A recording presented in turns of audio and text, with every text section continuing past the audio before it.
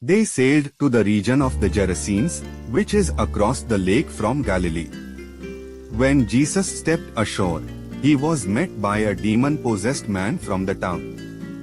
For a long time this man had not worn clothes or lived in a house, but had lived in the tombs.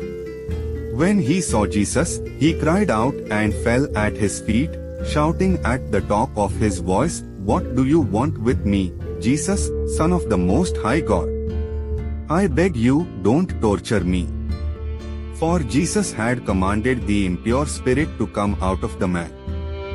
Many times it had seized him, and though he was chained hand and foot and kept under guard, he had broken his chains and had been driven by the demon into solitary places. Jesus asked him, "What is your name?"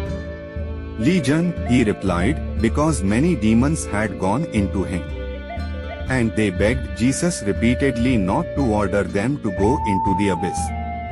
A large herd of pigs was feeding there on the hillside. The demons begged Jesus to let them go into the pigs, and he gave them permission. When the demons came out of the man, they went into the pigs, and the herd rushed down the steep bank into the lake and was drowned. When those tending the pigs saw what had happened, they ran off and reported this in the town and countryside. And the people went out to see what had happened.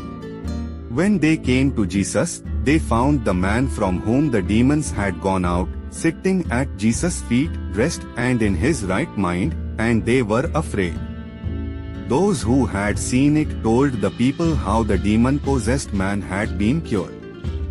Then all the people of the region of the Gerasenes asked Jesus to leave them, because they were overcome with fear.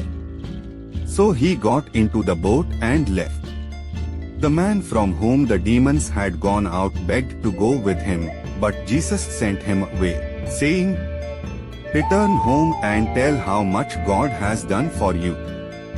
So the man went away and told all over town how much Jesus had done for him.